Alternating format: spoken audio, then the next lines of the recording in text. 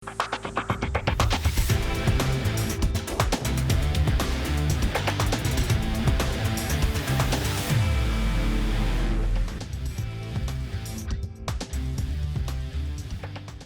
disergap investigasi pemirsa, seorang wanita dibunuh anak kandungnya di Malang, Jawa Timur hanya karena tergiur harta terpendam. Sebelumnya korban dan pelaku mendatangi seorang dukun untuk meminta kekayaan. Berniat menguasai sendiri, pelaku membunuh ibunya yang sedang menggali tanah untuk mencari bongkahan berlian.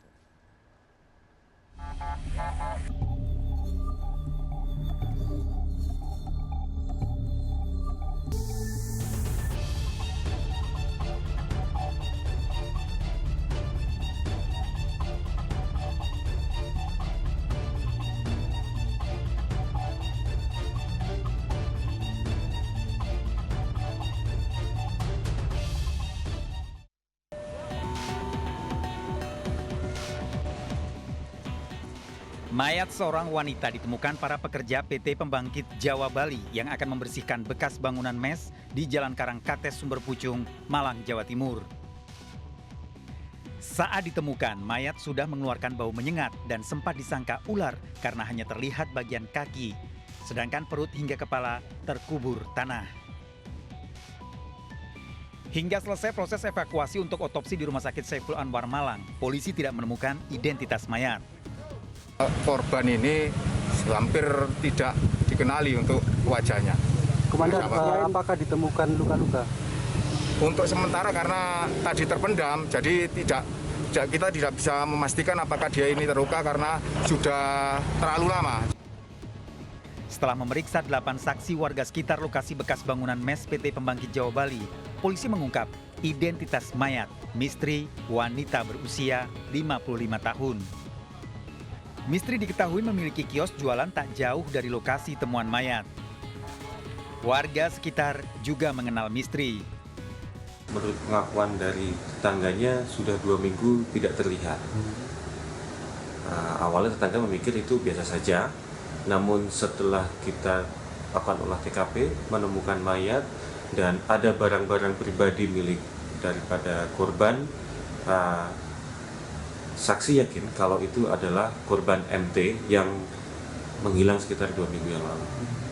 Kemudian selain itu kami juga bertemu dengan keluarga. Polisi menangkap pelaku pembunuhan misteri yang tak lain anak kandungnya Arif yang berusia 35 tahun. Dalam pemeriksaan di kantor polisi, Arif mengakui telah mengubur badan ibunya yang sedang mencari harta karun dalam bekas bangunan. Menurut Arif, sang ibu melakukan penggalian sendiri untuk mendapatkan harta yang terpendam dalam tanah. Informasinya cari Bapatan. Dari? Bapatan. Pak Joni. Oh, dari dukun? Iya. Katanya apa? Bapatan mana? Ini? Sini, lo dalam. Hah? Lo dalam. Lo dalam. Apa? Unit harta-karunnya apa? Uang atau barang? Berlian, Pak. Berlian? Iya. Dapat? Udah? Enggak dapat. Belum? Belum. Waktu itu ketemu Pak Joninya sama siapa? Itu temunya sama ibu saya. Sama ibu? Saat waktu belum meninggal. Saat menggali tanah, sang ibu meminta Arif menjaga warung. Arif kemudian menyusul untuk melihat harta hasil galian ibunya. Yang menggali ibu saya sendiri. Terus setelah itu? Setelah itu orangnya nggak sadar, akhirnya Gak sadar kenapa? pusing, habis itu apa? Gak sampai tahu pusingnya dari mana? Pusingnya yang udah lama itu, yang dijalani ibu saya sendiri.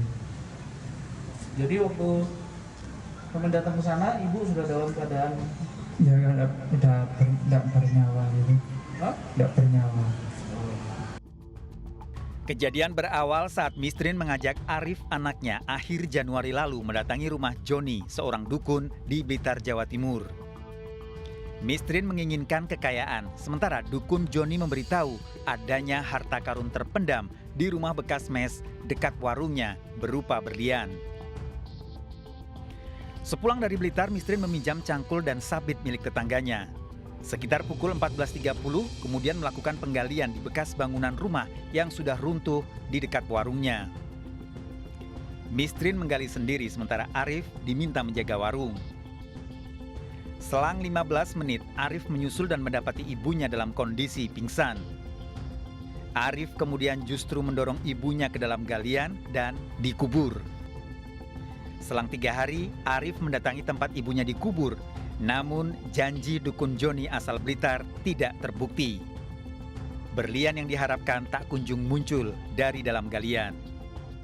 Tersangka ini merasa mendapat bisikan dari mungkin dari alam gaib ataupun dari roh halus yang menyatakan bahwa dia harus mendorong si korban ke dalam lubang yang telah digali tadi, dengan harapan agar setelah didorong nanti akan keluar harta karunnya.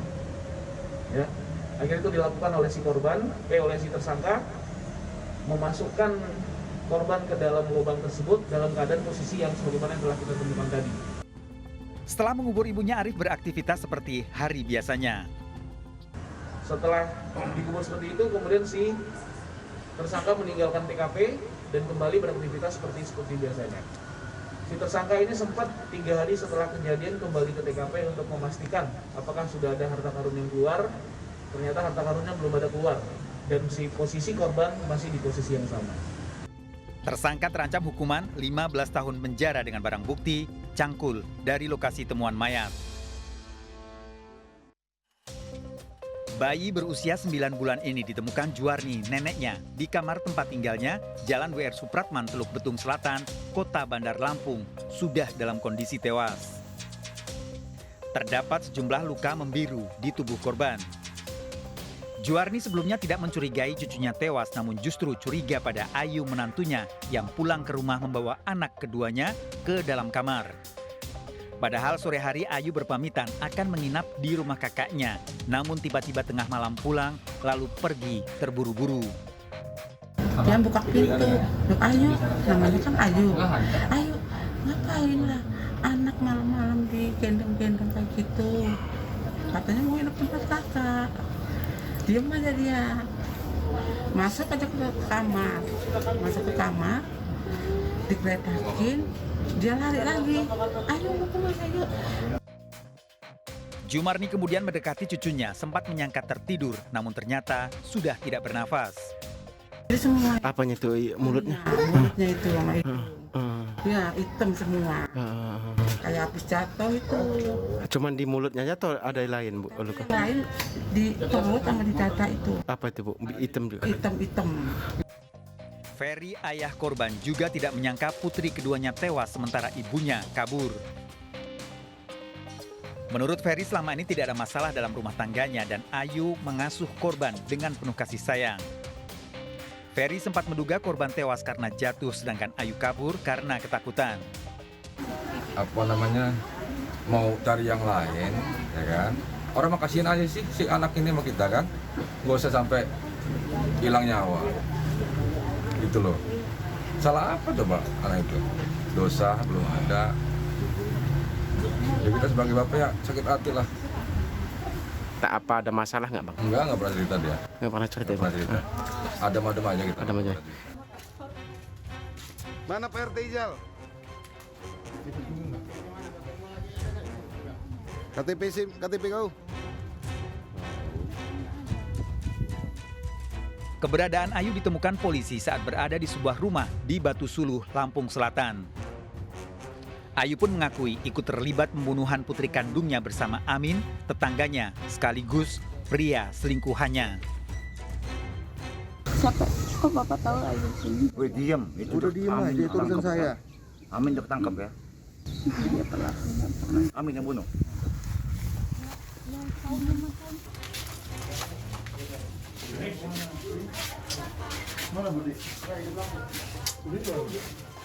Setelah menangkap Ayu, polisi menangkap Amin yang bersembunyi di rumah saudaranya di Talang, Teluk Betung Selatan, Lampung. Amin juga mengakui membunuh anak Ayu di tempat kontrakan saudaranya. Kerabat Amin juga mengaku sempat melihat bayi yang dibawa wanita dan ikut ke rumahnya dan menumpang di salah satu kamar. Ya. Masalah yang ini enggak? Cinta. Masalah ini enggak? Siapa? Apa? Nama siapa dia? Amin. Tahu kemana? Apa? Tahu yang kemarin? kejadian itu. Ya dia lagi diberobotin anaknya. Polisi kemudian mengumpulkan sejumlah barang bukti yang disimpan Amin dan Ayu di sebuah gubuk tak jauh dari rumah Amin. Ambil minyak. Ayu bilang nggak ada pernah megang dia. Ayu dan Amin ditangkap kurang dari 24 jam setelah melakukan pembunuhan. Ternyata Amin telah merencanakan pembunuhan. Amin khawatir perselingkuhannya diketahui suami Ayu. MA ini sudah merencanakan 2 bulan sebelumnya karena mereka sudah terindikasi masyarakat di sebelahnya, tetangga-tetangganya bahwa ada skandal perselingkuhan. Kemudian dia berencana untuk menghabisi daripada anak korban, karena anak korban ini mirip sekali dengan pelaku MA. Ayah korban yakin bayi yang dibunuh istri dan selingkuhannya merupakan darah dagingnya. Ayu baru menjalin hubungan asmara dengan Amin setelah 5 bulan hamil. Hampir 1 tahun katanya. Hampir 1 tahun ya. Selama ini memang Bang Peri nggak pernah ada curiga Bang dengan istri Bang. Terus dengan anak abang sendiri itu gimana Bang? Namanya ini sehat aja tadi. Ya. Jadi kita ya nggak ada curiga lah sama rumah. Karena itu kan diklaim pelaku ini kan itu anaknya Bang, almarhum ini. Itu gimana Bang? Itu anak kita sendiri. Anak abang asli. Dia pacaran dari pas hamil 5 bulan. Ayu dan Amin merupakan tetangga dan masing-masing telah berkeluarga. Keduanya mengakui telah menjalin perselingkuhan setelah Ayu hamil 5 bulan. Bahkan sebagian tetangga telah mencurigai hubungan cinta terlarang keduanya. Ayu mengaku dekat dengan Amin saat bertengkar dengan suaminya. Keluhan Ayu justru dimanfaatkan Amin dengan membujuk akan mengajak kabur dan hidup bersama. Apalagi Amin menjanjikan hidup bahagia dengan limpahan kekayaan. Nggak tahu, kamu di bawah pengaruh iming-iming atau bujuk rayu dari pelaku laki itu? Iming-imingnya seperti apa Mbak? Apa Mbak? Dia mau diajarin ngaji, diajarin sholat. Amin nekat membunuh korban karena malu wajah anak Ayu mirip dengan dirinya dan sudah menjadi perbincangan tetangga. Istri Amin pun sudah mencurigai hubungan antara Amin dan Ayu. Sudah puas ya, karena sudah ini ya terlaksana tujuannya. Ya. Kamu enggak. Kenapa? Itu mirip sama kamu anaknya. Mirip sekali. Jadi orang udah pada tahu. Saudara, ngomongannya apa? Ya, mirip si Amin, bisa Amin. Itu istri saya ngoncok si Ayu. Perselingkuhan Amin dan Ayu berawal dari keduanya yang sering bertemu karena rumah yang berdekatan. Ayu sedang hamil 5 bulan, sering bercerita masalah rumah tangganya. Amin kemudian memanfaatkan kesempatan menjerat Ayu dengan janji dinikahi dan dicukupi dengan harta kekayaan. Ayu terbujuk dan menjalin perselingkuhan. Meski masing-masing telah berkeluarga, keduanya terus menjalin cinta terlarang. Amin kemudian meminta Ayu membunuh bayinya yang telah lahir. Saat bayinya berusia 7 bulan, Ayu masih menolak bujukan membunuh buah hati dengan suaminya. Namun Amin terus membujuk dengan janji hidup bersama dengan harta berlimpah.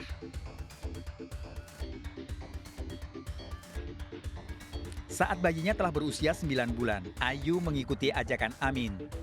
Bayi dibunuh berdua di rumah kontrakan saudara Amin. Setelah memastikan bayinya tewas, Ayu berpura-pura menitipkan bayi pada mertua dan ditinggal di kamar. Sang mertua yang curiga karena Ayu buru-buru pamitan sempat menyangka cucunya tertidur dan ternyata telah tewas. Ya, jadi pada saat pelaksanaannya dilakukan di Cendana 2, kemudian panik mereka berputar-putar dulu. Akhirnya ketemu solusi, dititipkan kepada mertuanya, dia kemudian lari. Pasal yang diterapkan, ini ada perkara dengan berkaitan tentang masalah anak, ya, di pasal 80 ayat 4 Undang-Undang Perlindungan Anak dan 340 KUHP. Karena ini betul-betul sudah direncanakan. Ancaman hukuman mati ya Dan ya? Hukuman mati. Untuk mengungkap penyebab pasti kematian, makam korban di TPU Teluk Betung Selatan dibongkar polisi dan tim dokter forensik Rumah Sakit Bayangkara Polda Lampung. Korban selain diberi cairan obat oleh para tersangka, menurut keluarga juga terdapat kulit yang membiru. Menurut Nadia Utami, kriminolog Universitas Budi Luhur, kontrol sosial sebaiknya menjadi salah satu landasan setiap anggota keluarga agar selalu bisa mengendalikan emosi jika terjadi konflik. Sementara salah satu pemicu konflik di antara anggota keluarga seringkali karena masalah materi. Belief atau kepercayaan yang ada di keluarga itu bisa saja memang materi itu sangat diagung-agungkan gitu. Jadi bahkan terhadap materi ini bisa mengalahkan hubungan antara ibu dengan anak gitu ya, atau antara saudara kandung gitu. Jadi mereka tega membunuh demi materi dan mengabaikan hubungan relationship itu tadi gitu. Jadi memang itu sangat mungkin ketika kontrol sosial, attachment gitu ya, ikatan antara anggota keluarga yang satu dengan yang lain tidak begitu kuat gitu kan.